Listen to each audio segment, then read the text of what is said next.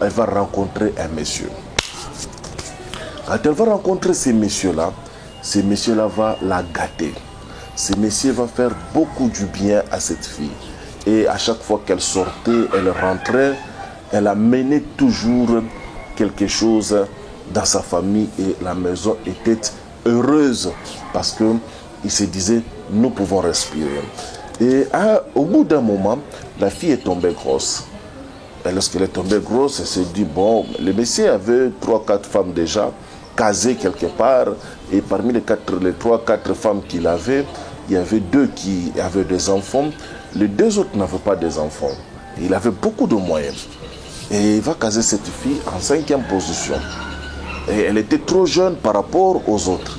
Et dans la tête, la fille a commencé à concevoir. Elle s'est dit, bon, avec ça comme position, les autres ne mettent pas au monde. Bon, je vais essayer de monter en grade pour devenir même 3e. Et voilà. Donc, je vais avoir un enfant. Et elle va tomber grosse. Lorsqu'elle tombe grosse, au bout de 2 mois et demi, la grossesse va partir. Par un faux petit mouvement comme ça, la grossesse va partir. Elle va perdre cette grossesse-là à 2 mois et demi. Le monsieur va la consoler, le monsieur va pleurer, le monsieur va dire tout ce qu'il fallait dire, ainsi de suite, et paf. Et voilà, on va l'amener en Afrique du Sud, on va faire ceci, on va faire cela. Au bout d'un certain temps, elle va rentrer consolée de la perte de cette grossesse. Elle va rester, elle va attraper encore une autre grossesse. Lorsqu'elle attrape cette grossesse, elle va dire non, vraiment, ça ne va pas, paf. Au bout de quelques temps, la grossesse va encore partir par des mécanismes dont elle-même ne comprenait pas qu'elle ne pouvait perdre une grossesse de telle sorte. Et au bout d'un moment donné, c'était parti aussi comme la première grossesse. Et le mari va consoler. Elle va se reprendre, elle va se remettre encore en se disant, bon, Dieu sait. Elle va se battre, elle va attraper une 3e grossesse. 2-3 petits mouvements, c'est une 3e grossesse qui va partir. Et ça va faire une suite de 5 grossesses qu'elle va perdre comme ça. Donc c'est comme ça la femme va commencer à demander, à poser des questions, à chercher. On va lui parler, on va la dire. Oh, nous connaissons un monsieur. Nous connaissons un gars, il est fort dans la fécondité. Il est spécialiste dans ces histoires de stérilité ou d'enfants, tout ça. Et la dame va partir voir ce monsieur-là. Le monsieur va la recevoir, elle va poser son problème. Le monsieur qui était un grand travailleur de puissance négative, de puissance des ténèbres, va regarder néanmoins la femme, va lui dire, je te conseillerais de ne pas avoir d'enfant avec cet homme. La dame qui dit, non, moi je suis venue parce que je veux avoir un enfant avec ce monsieur. Le féticheur va lui dire, ça va t'écouter beaucoup. Elle dit, je suis prête. Ils vont s'investir dans un travail, ils vont faire des cérémonies, on va l'amener à une rivière et le monsieur va faire tout ce qu'il pouvait faire comme incantation, comme prière, comme invocation. Et un serpent, je crois un gros serpent, va sortir des eaux et va vomir 2 œufs. Le serpent qui va vomir les 2 œufs va demander, le monsieur va demander à la femme, dit, va préparer les 2 œufs, va bouillir les 2 œufs et tu vas les avaler à la maison. Elle va rentrer, elle va laisser son sous-vêtement, son soutien, et on va faire tout ce que le monsieur pouvait faire. Le serpent va partir avec. Elle va prendre les 2 œufs, elle va aller avec à la maison, elle va bouillir les 2 œufs, elle va les avaler. Donc elle enlève la coque, elle avale le premier œuf, elle fait le deuxième, elle avale le deuxième. Et voilà. Au bout de quelques temps, la grossesse va tomber. Lorsque la grossesse tombe, le monsieur lui avait dit, dès que tu tombes grosse, tu te rends compte que tu es grosse, il faut revenir pour que je sache comment est-ce que nous allons faire pour cet enfant-là. Elle ne va pas revenir chez le monsieur. Parce que quand elle tombe grosse, son mec va la déplacer, va l'amener en Afrique du Sud. Elle va faire 4 mois en Afrique du Sud. Elle va revenir. À la fin du CID, elle va faire, comment on appelle ça? En français, nous appelons les CPN, les consultations prénatales. Je ne sais pas comment est-ce que les autres appellent ça. Donc, elle va aller dans des consultations médicales. On va faire des échographies. Et la bonne nouvelle était qu'elle avait des jumeaux dans son ventre. Le monsieur va l'envoyer en Afrique du Sud parce que l'histoire, c'est celle-là. Le monsieur, la richesse, la fortune, l'argent qu'il avait n'était pas de l'argent pur, n'était pas une richesse pure. C'était une richesse assise ou bâtie sur le sang ou les âmes des bébés innocents. C'est-à-dire que lorsqu'il sort avec vous, vous tombez grosse, que vous le voulez ou pas, cette grossesse va partir. Au bout de 9 mois, la femme va mettre au monde des enfants, 2 jumeaux. Le monsieur était fâché. Problème sur problème pendant le temps de cette grossesse. Parce que lui savait que la femme ne peut pas mettre au monde. C'était les conditions qu'il avait. Et quand il a vu sa femme aller jusqu'au bout, il s'est rendu réellement compte que la femme était allée très loin. Et il a créé des problèmes. Et les enfants sont nés. Lorsque les enfants sont nés, ça a été encore une paire de manches. Tout autre. La femme qui croyait que les enfants allaient être sujets de bonheur pour elle, sujets de joie pour elle, ces enfants ont été sujets de malheur. Elle va marcher de maison en maison, de solution en solution. Au bout d'un moment, l'homme va la chasser du foyer. Incompréhension, problème, on va la mettre dehors.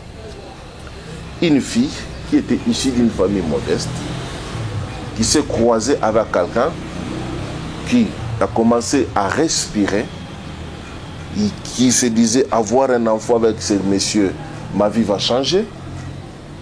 Finalement, par tous les procédés et mécaniques qu'elle a appliqués, elle a eu 2 jumeaux. Au lieu que ces jumeaux soient l'objet de sa joie, ces jumeaux ont été porteurs de problèmes. Au finish, dehors, chez elle, au point du départ, avec 2 enfants problématiques.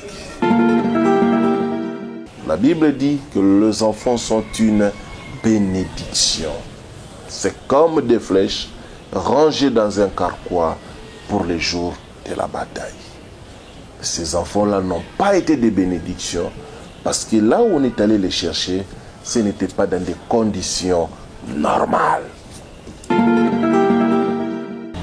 La repentance, la cure d'âme est parmi les solutions d'une délivrance. Je ferme la parenthèse. Effectivement, il y a des choses qui sont douloureuses où on se dit, je confesse avec mon Dieu. Mais il y a des choses qu'il faut... Moi, quand je prends un cas comme ça, je vais creuser jusqu'à la racine principale ou la racine pivotante. Elle a donné toute la grande partie de son témoignage, sauf un clé qu'elle n'avait jamais donné. Partout l'on priait pour elle parce qu'elle se disait, ce serait une honte.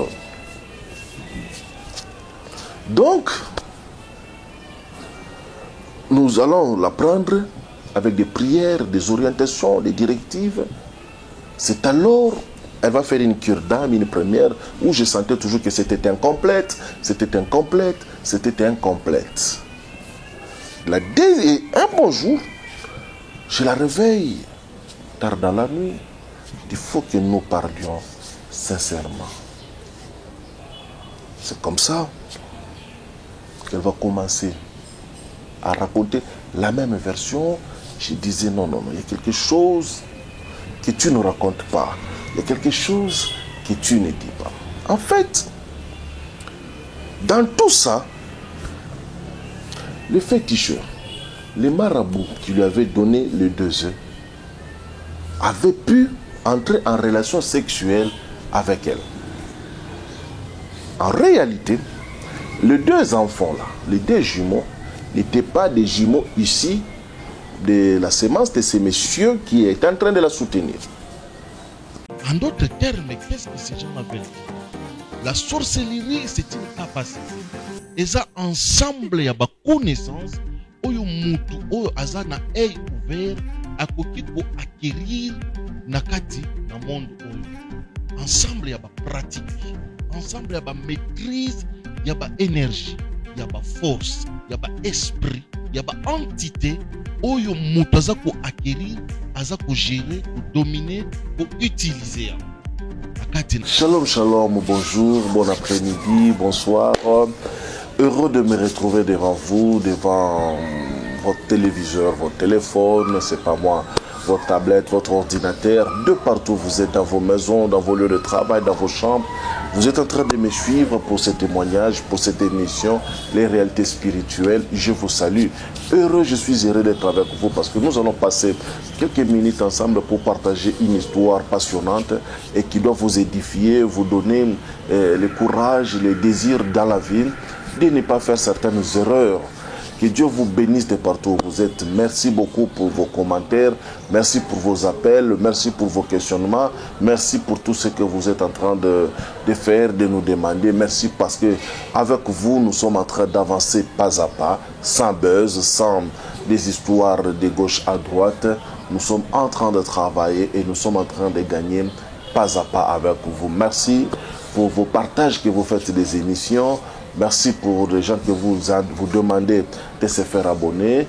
Abonnez-vous si vous ne l'êtes pas encore. Activez la cloche de notification. Vous ne raterez pas nos émissions.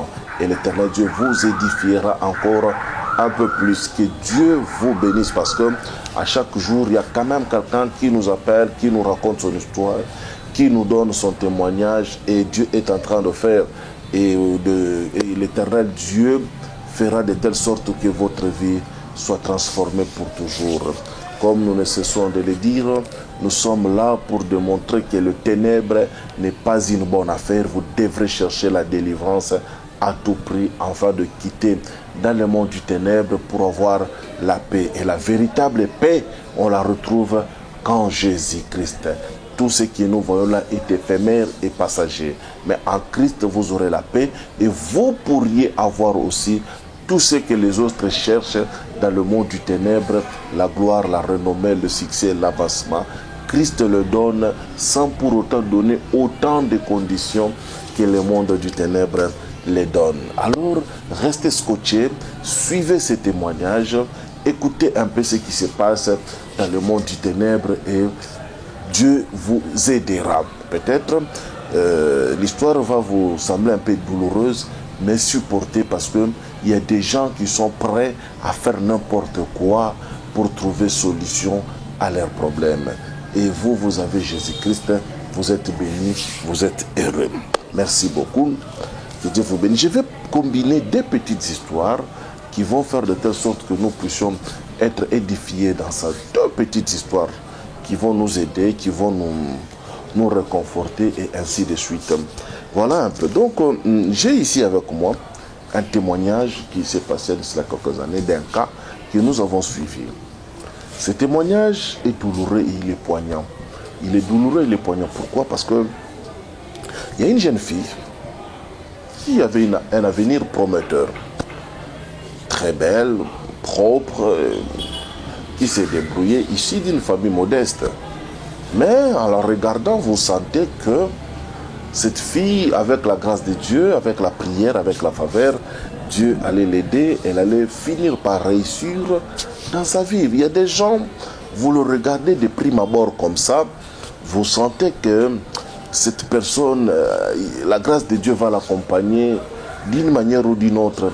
Même si elle n'est pas au top des sommets, elle peut se retrouver dans la vie. Il y a des gens comme ça, leur visage seulement peuvent vous démontrer que ils peuvent réussir, ils peuvent avancer. Il y a aussi de ces gens-là. Vous vous étonnez même de la façon ou de la manière dont la personne a réussi dans la vie.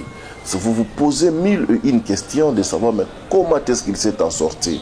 Voyez un peu, c'est comme j'ai toujours ri de mes amis, je me suis dit mais toutes ces personnes qui étaient premières en classe, la quasi-totalité de ces personnes ne sont jamais devenues premières dans la vie parce qu'être première en classe ne vous donnera pas la certitude et la garantie d'être premier dans la vie. La vie a beaucoup de réalités. Donc répondre, résoudre les équations mathématiques ou les paraboles, les hyperboles ou tout simplement les sinus et les cosinus, toutes ces choses-là ne feront pas de vous nécessairement le premier dans la vie. Donc la vie a beaucoup de ces réalités. C'est pour tout simplement vous taquiner et pour ne pas dire que il a dit que nous ne devrions pas étudier. Non, c'est juste pour vous taquiner, pour vous dire que la vie a beaucoup de réalités. Et je suis heureux d'être parmi les personnes qui encouragent les gens à croire dans la possibilité de la vie, tout en sachant que Dieu est capable d'aller vous chercher dans les abîmes les plus profondes et faire de vous une étoile, une référence, car l'Éternel Dieu n'abandonne jamais ceux qui sont à lui. Donc la jeune fille, issue d'une famille modeste, une famille qui n'avait pas vraiment tout ce qu'il faut. Donc il grandissait comme ça, mais la fille avait quand même une beauté. Et à un moment donné, elle a commencé à avoir des fréquentations, des amis par-ci, par-là. Elle va rencontrer un monsieur. Quand elle va rencontrer ces messieurs-là va la gâter. Ce monsieur va faire beaucoup du bien à cette fille. Et à chaque fois qu'elle sortait, elle rentrait, elle amenait toujours quelque chose dans sa famille et la maison était heureuse parce qu'il se disait, nous pouvons respirer. Et au bout d'un moment, la fille est tombée grosse. Et lorsqu'elle est tombée grosse, elle s'est dit, bon, le monsieur avait 3-4 femmes déjà, casées quelque part, et parmi les 3-4 femmes qu'il avait, il y avait 2 qui avaient des enfants, les 2 autres n'avaient pas des enfants. Il avait beaucoup de moyens. Et il va caser cette fille en 5e position. Et elle était trop jeune par rapport aux autres. Et dans la tête, la fille a commencé à concevoir, elle s'est dit, bon, avec ça comme position, les autres ne mettent pas au monde, bon, je vais essayer de monter en grade pour devenir même 3e, et voilà. Donc, je vais avoir un enfant. Et elle va tomber grosse. Lorsqu'elle tombe grosse, au bout de 2 mois et demi, la grossesse va partir. Par un faux petit mouvement, comme ça, la grossesse va partir, elle va perdre cette grossesse-là à 2 mois et demi. Le monsieur va la consoler, le monsieur va pleurer, le monsieur va dire tout ce qu'il fallait dire, ainsi de suite, et paf. Et voilà, on va l'amener en Afrique du Sud, on va faire ceci, on va faire cela. Au bout d'un certain temps, elle va rentrer consolée de la perte de cette grossesse. Elle va rester, elle va attraper encore une autre grossesse. Lorsqu'elle attrape cette grossesse, elle va dire non, vraiment, ça ne va pas, paf. Au bout de quelques temps, la grossesse va encore partir par des mécanismes dont elle-même ne comprenait pas qu'elle ne pouvait perdre une grossesse de telle sorte. Et au bout d'un moment donné, c'était parti aussi comme la première grossesse. Et le mari va consoler. Elle va se reprendre, elle va se remettre encore en se disant, bon, Dieu sait. Elle va se battre, elle va attraper une 3e grossesse. 2-3 petits mouvements, c'est une 3e grossesse qui va partir. Et ça va faire une suite de 5 grossesses qu'elle va perdre comme ça. 5 grossesses. 1, 2, 3, 4, 5 grossesses qu'elle va perdre comme ça. Et ça va être douloureux pour elle, traumatisant pour elle. Néanmoins, elle ne va pas abandonner parce que à chaque fois qu'il y avait ces pertes de grossesse, il y avait des compensations matérielles que son homme faisait, que son mari déposait. Et lorsqu'elle voyait ces compensations, lorsqu'elle voyait ces biens matériels, elle se disait, il faudrait, c'est-à-dire si cet homme pour me consoler des grossesses que je perds est capable de faire tout ce qu'il est en train de faire, donc le jour où je lui donnerai un enfant, donc je serai la plus gâtée, je serai aux anges. Elle va commencer à demander à gauche, à droite.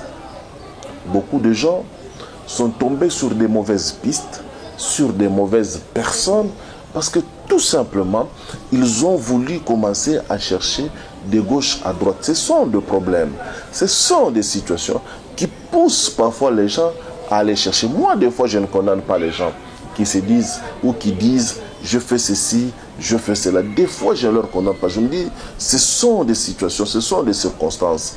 Dans la Bible, il y a un verset où on parle de la femme qui avait la perte du sang. On dit qu'elle avait tout perdu pour chercher sa guérison. Donc lorsque quelqu'un cherche la guérison, la solution à son problème, il est prêt à écouter n'importe quoi, à suivre n'importe qui. Donc deux fois, moi je ne tiens pas rigueur aux personnes et je ne les condamne pas non plus parce que je me dis que devant une situation, nous sommes appelés à chercher des solutions. Et parfois certaines solutions deviennent des solutions problèmes eux-mêmes. Et c'est pourquoi vous qui m'écoutez, laissez-moi vous dire, cherchez vos solutions en Jésus-Christ. Vous comprenez un peu? Quel que soit le problème, ne sortez pas du cadre de Jésus-Christ. Parce qu'en Jésus-Christ, les solutions seront là, mais elles seront des solutions, pas des solutions qui vont finir par vous amener d'autres problèmes. Donc c'est comme ça, la femme va commencer à demander, à poser des questions, à chercher. On va lui parler, on va la dire. Oh, nous connaissons un monsieur. Nous connaissons un gars, il est fort dans la fécondité. Il est spécialiste dans ces histoires de stérilité ou d'enfants, tout ça, tout ça. Et la dame va partir voir ce monsieur-là. Le monsieur va la recevoir et elle va poser son problème. Le monsieur qui était un grand travailleur de puissance négative, de puissance des ténèbres, va regarder néanmoins la femme, va lui dire, je te conseillerais de ne pas avoir d'enfant avec cet homme. La dame qui dit, non, moi je suis venue parce que je veux avoir un enfant avec ce monsieur. Le féticheur va lui dire, ça va t'écouter beaucoup. Elle dit, je suis prête. Ils vont s'investir dans un travail, ils vont faire des cérémonies, on va l'amener à une rivière et le messieurs va faire tout ce qu'il pouvait faire comme incantation, comme prière, comme invocation. Et un serpent, je crois un gros serpent, va sortir des eaux et va vomir 2 œufs. Le serpent qui va vomir les 2 œufs va demander, le monsieur va demander à la femme, dit, il va préparer les 2 œufs, va bouillir les 2 œufs et tu vas les avaler à la maison. Elle va rentrer, elle va laisser son sous-vêtement, son soutien, et on va faire tout ce que le monsieur pouvait faire. Le serpent va partir avec. Elle va prendre les 2 œufs, elle va aller avec à la maison, elle va bouillir les 2 œufs, elle va les avaler. Donc elle enlève la coque, elle avale le premier œuf, elle fait le deuxième, elle avale le deuxième. Et voilà. Au bout de quelques temps, la grossesse va tomber. Lorsque la grossesse tombe, le monsieur lui avait dit, dès que tu tombes grosse, tu te rends compte que tu es grosse, il faut revenir pour que je sache comment est-ce que nous allons faire pour cet enfant-là. Elle va tomber grosse. Elle ne va pas revenir chez le monsieur.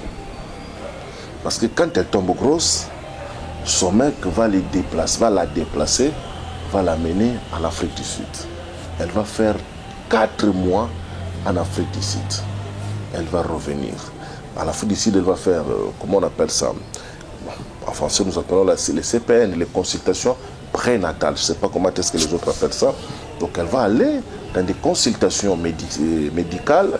On va faire des échographies. Et la bonne nouvelle était qu'elle avait des jumeaux dans son ventre. Le monsieur va l'envoyer en Afrique du Sud parce que l'histoire c'est celle-là.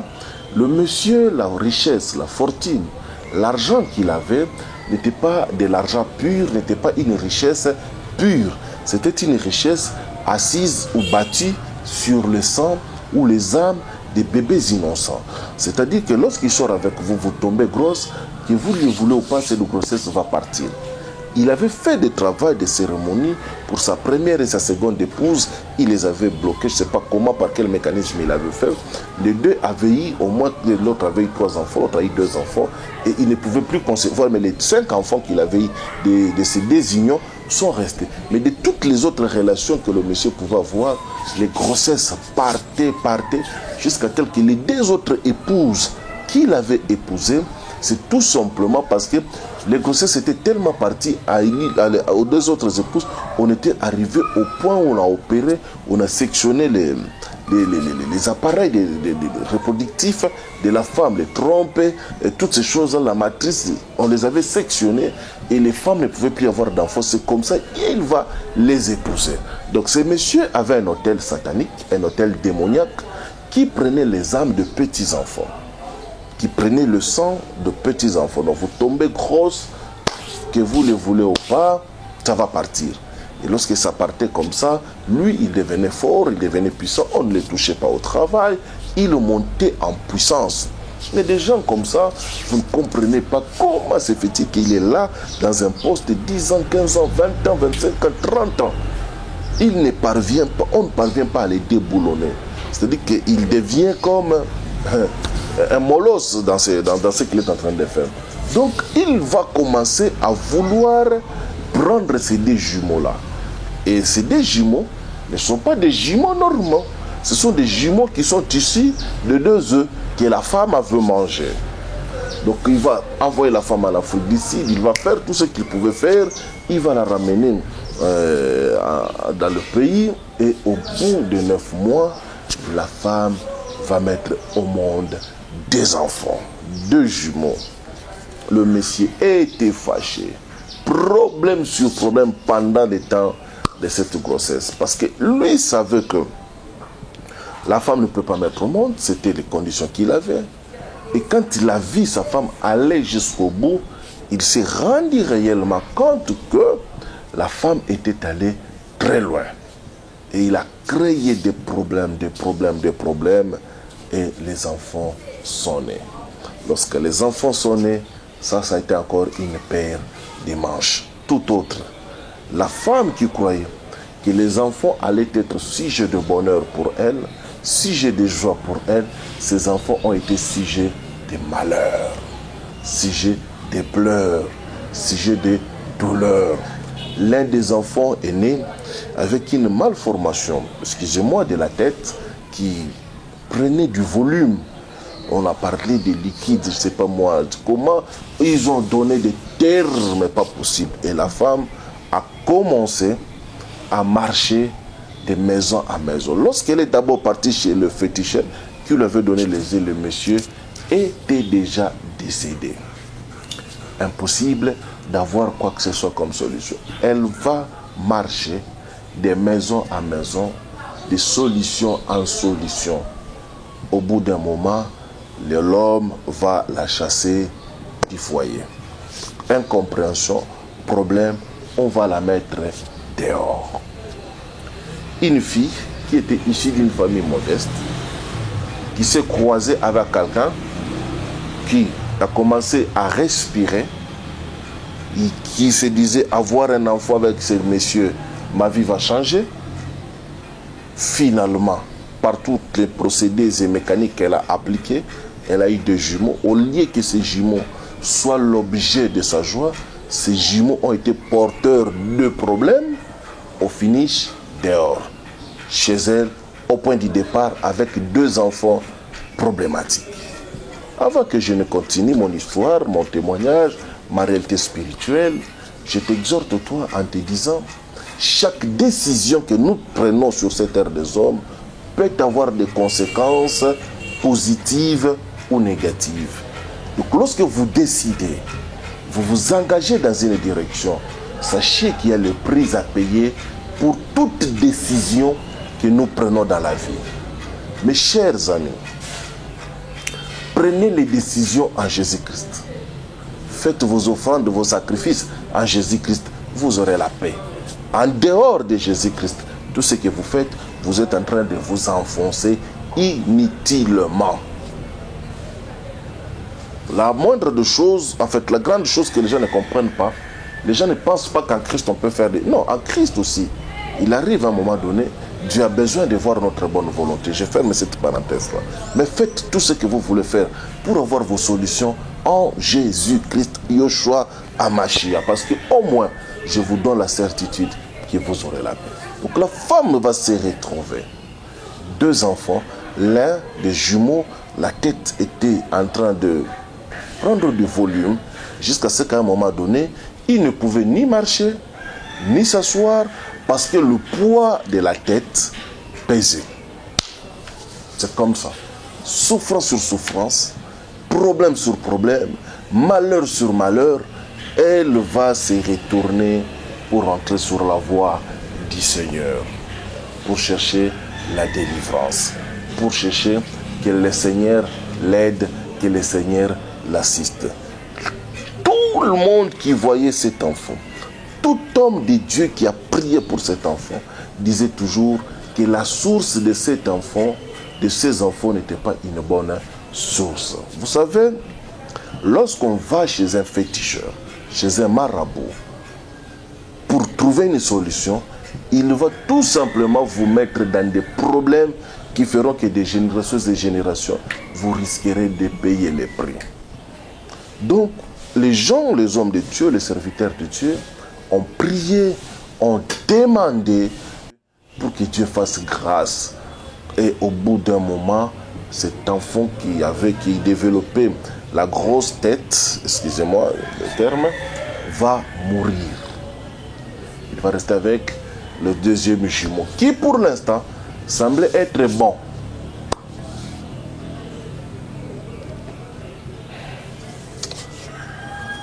Jésus-Christ est bon. Jésus-Christ est merveilleux. Aimez Jésus-Christ. Le premier enfant va mourir. Lorsque le premier enfant va mourir, le papa prétendu ne va même pas venir, ne va assister en rien. Il va refuser catégoriquement de venir en aide. La dame, l'église, ainsi que tous ceux qui étaient autour vont, malgré, enterrer cet enfant-là. La Bible dit que les enfants sont une bénédiction. C'est comme des flèches rangées dans un carquois pour les jours de la bataille. Ces enfants-là n'ont pas été des bénédictions parce que là où on est allé les chercher, ce n'était pas dans des conditions normales. C'est comme ça donc. Elle va croire qu'elle restait avec un des jumeaux qui était de sa consolation. Quelque temps après, c'est des histoires qui commençaient à sortir sur la peau de l'autre enfant. Donc un bibon, on faisait un furoncle, des histoires bizarres. Et ça a été compliqué sur compliqué. Ça a commencé une paire de manches. Les gens ont prié d'une manière pas possible. C'est comme ça que cette histoire, je ne sais pas par qui ou par quoi, va aussi nous parvenir souvent. À Kinshasa ici, je souffre aussi d'un petit problème. Il y a des gens, des hommes de Dieu, lorsqu'ils ont des situations, des cas difficiles, des cas compliqués, mais Samir, voilà, nous avons tel problème, nous avons telle situation, quel est votre rapport, en la République démocratique du Congo, même parfois ici en Afrique, je suis appelé parfois à intervenir dans des situations parce que nous autres, nous sommes des frères appelés dans des combats spirituels. Et c'est lorsque nous sommes arrivés que nous allons prendre ces problèmes, cette situation du début. Nous allons avoir le temps de faire la cure d'âme sincère, totale et complète. Ici, je vais souligner une situation. Je vais souligner un point. À vous tous qui me suivez. Lorsque vous arrivez devant un homme de Dieu et que vous sentez vraiment qu'il peut vous apporter une solution, ayez la bonté d'ouvrir largement votre cœur et de dire réellement, exactement ce qui s'est fait, ce qui s'était passé. Pourquoi? Parce que tout simplement, la repentance, la cure d'âme est parmi les solutions d'une délivrance. Je ferme la parenthèse. Effectivement, il y a des choses qui sont douloureuses où on se dit, je confesse avec mon Dieu. Mais il y a des choses qu'il faut... Moi, quand je prends un cas comme ça, je vais creuser jusqu'à la racine principale ou la racine pivotante. Elle a donné toute la grande partie de son témoignage, sauf un clé qu'elle n'avait jamais donné. Partout l'on priait pour elle parce qu'elle se disait ce serait une honte. Donc, nous allons la prendre avec des prières, des orientations, des directives. C'est alors, elle va faire une cure d'âme, une première, où je sentais toujours que c'était incomplète, c'était incomplète, c'était incomplète. Et un bon jour, je la réveille tard dans la nuit. Il faut que nous parlions sincèrement. C'est comme ça qu'elle va commencer à raconter la même version. Je disais non, il y a quelque chose que tu ne racontes pas. Il y a quelque chose que tu ne dis pas. En fait, dans tout ça, le féticheur, les marabouts qui lui avaient donné les 2 œufs, avaient pu entrer en relation sexuelle avec elle. En réalité, les 2 enfants-là, les 2 jumeaux, n'étaient pas des jumeaux issus de la sémence de ces messieurs qui étaient en train de la soutenir. C'est les marabouts, le féticheur qui s'est accouplé avec elle, qui a créé cela. Lorsque le marabout lui a dit, quand tu verras que tu es tombée grosse, que tu as eu la grossesse, reviens vers moi pour que nous trouvions le moyen de sécuriser ces choses-ci. Elle ne va pas revenir. Elle va partir.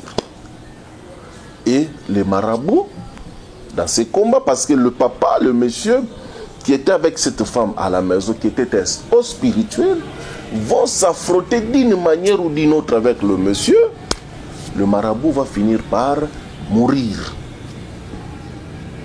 Lorsque les messieurs vont créer des problèmes à cette jeune fille, va la chasser de la maison, la femme en cherchant va rentrer chez ses marabouts, va trouver que non, le gars, il y a déjà longtemps qu'il était mort. Il y a des points dans la délivrance qu'il ne faut pas cacher. Ayez cette largesse-là, que le Saint-Esprit vous touche lorsque vous partez voir un homme de Dieu, pour que vous soyez capable d'ouvrir votre cœur et de parler librement pour votre délivrance. C'est comme ça qu'elle va parler de cette affaire-là, qu'elle va confesser, que nous allons nous rendre compte que réellement parlant, je crois que je parlais dans l'une des émissions, je ne sais plus le titre était lequel, réellement parlant, l'enfant est constitué de ce que le père donne, de ce que la mère donne, il y a fusion, il y a fécondation, ça crée un œuf et ainsi de suite, ça développe un enfant. Jésus-Christ, par exemple, est né de l'ovule de Marie, de la sémence divine qui a fécondé l'ovule de Marie, qui a donné Jésus-Christ. Et Jésus-Christ est né sans la sémence d'homme. Mais il y a de ces enfants qui sont nés parce qu'on est allé les chercher dans des endroits bizarres. Et ces enfants amènent beaucoup de problèmes, beaucoup de combats. Mes chers amis, je crois au combat spirituel. Mais je refuse à ce que quelqu'un passe toute la durée de sa vie dans les combats spirituels. Non. À un moment donné, certaines guerres doivent s'arrêter pour respirer et pour faire autre chose. Voilà pourquoi nous sommes, et j'insiste toujours à ce que nous arrêtions le combat générationnel. Ce que nos grands-parents, nos arrières, nos aïeux ont fait, ont subi. Moi je l'ai subi, mes enfants l'ont subi. Ah non, je dis ça non.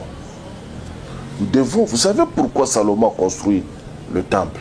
Parce qu'on a dit que ton père était un homme décent. Il était tout le temps dans les combats. Toi tu es la paix. Shalom veut dire shalom, la paix. On ne peut pas construire en temps de guerre. Lorsqu'on est dans des combats, on ne fera rien, on ne créera pas des héritages. Et le diable le sait.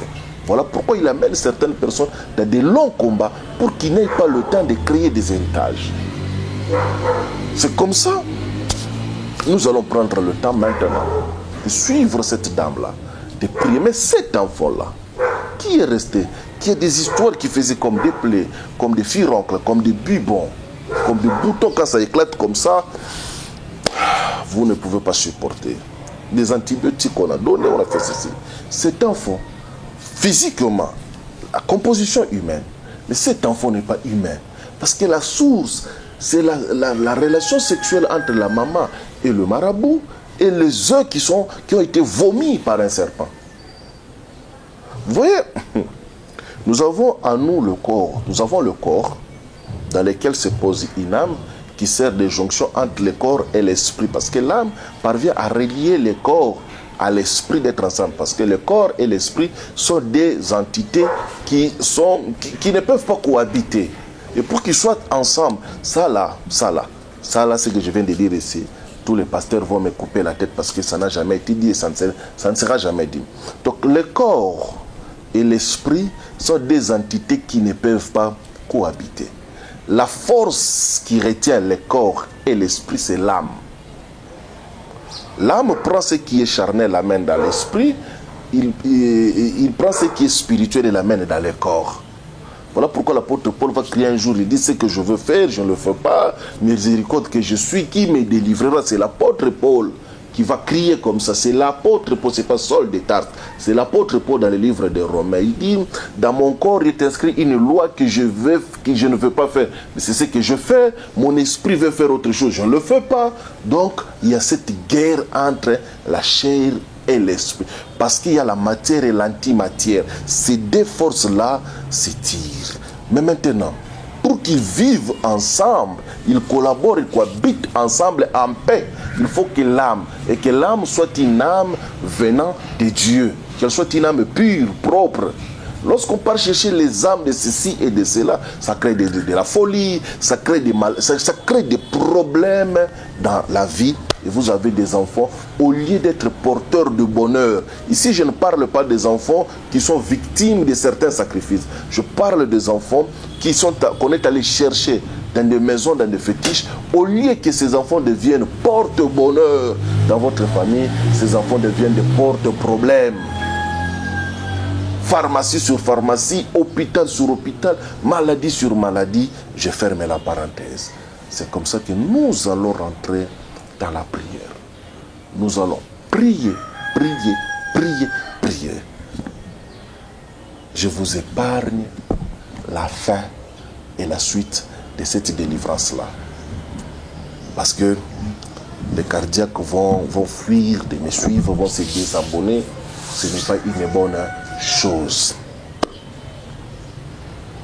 Ça n'a pas été parmi les délivrances les plus difficiles, les plus compliquées, dans lesquelles j'ai eu à transpirer. Celui-ci en fait partie. Je vous épargne la fin.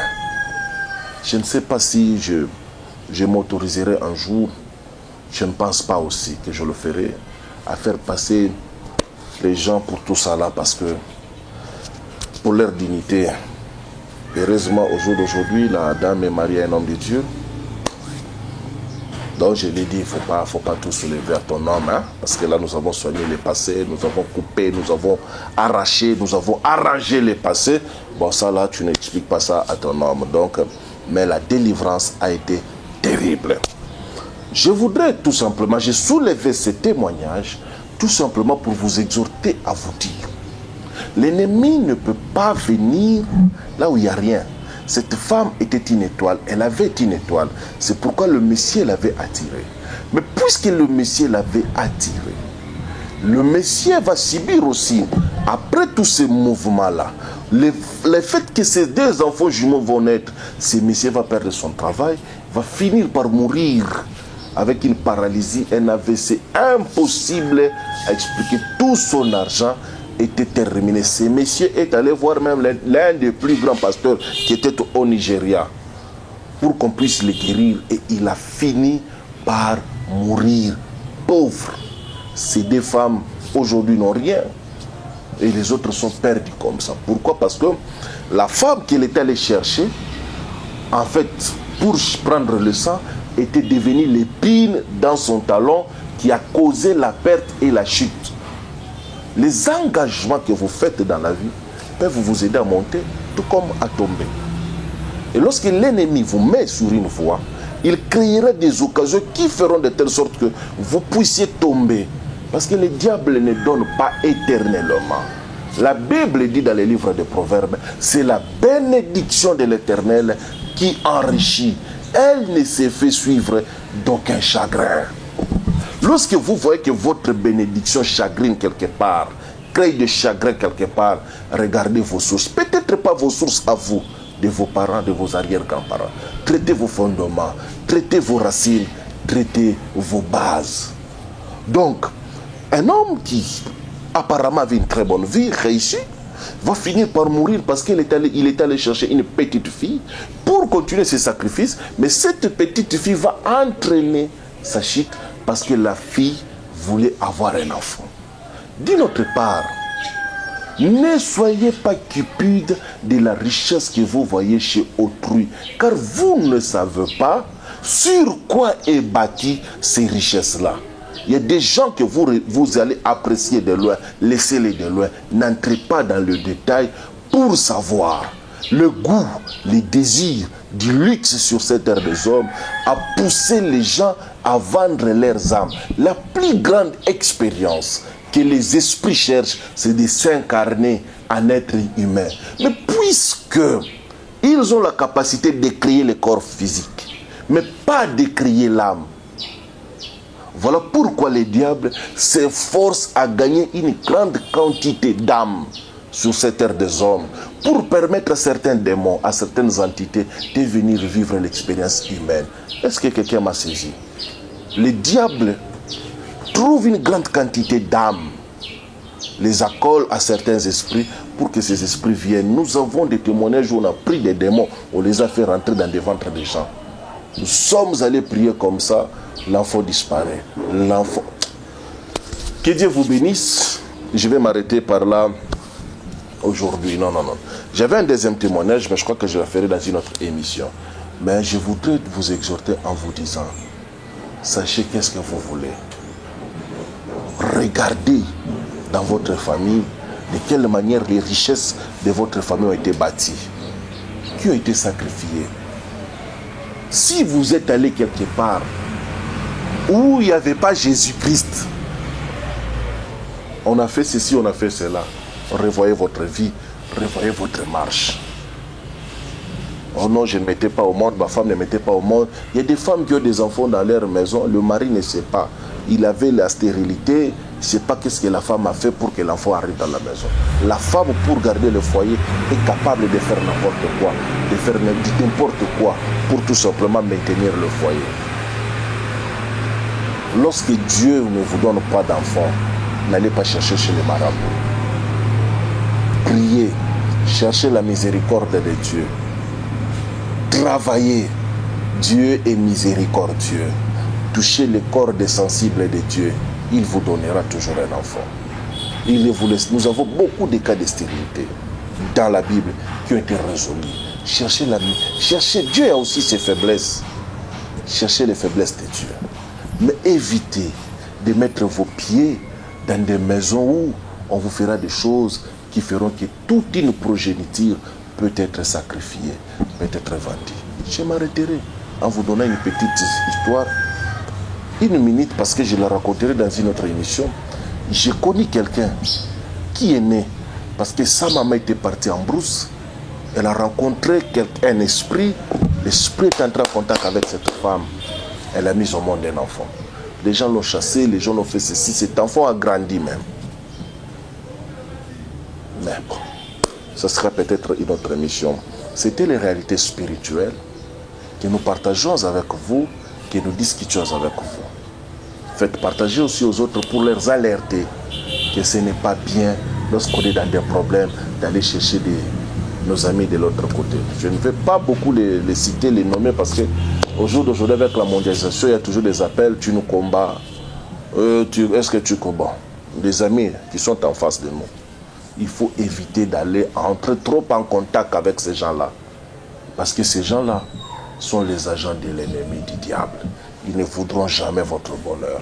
Que la paix de Dieu rentre dans vos maisons, que la paix de Dieu rentre dans vos travails, partout où vous habitez, que la bénédiction de l'Éternel, celle qui enrichit, la vraie, qui ne se fait suivre d'aucun chagrin, que cette bénédiction vous accompagne. Là où il y avait la maladie, que la guérison de Dieu rentre. Il y avait des problèmes, que la paix de Dieu rentre.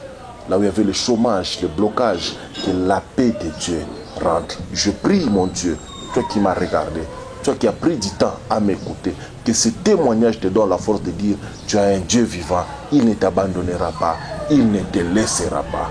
Que Dieu te bénisse. Si Jésus-Christ ne revient pas, nous allons nous retrouver sur une nouvelle émission et Dieu sera encore glorifié. Soyez bénis au nom de Jésus. Amen. En d'autres termes, qu'est-ce que ces gens veulent dire? La sorcellerie, c'est une capacité. Et ça, ensemble, il y a une connaissance. Oyo mutu, oyo aza na œil ouvert, akoki ko acquérir nakati na monde oyo. Ensemble, il y a une pratique. Ensemble, il y a une maîtrise, il y a une énergie, il y a une force, il y a un esprit, il y a une entité. Oyo mutu aza ko acquérir, aza ko gérer, ko dominer, ko utiliser. Nakati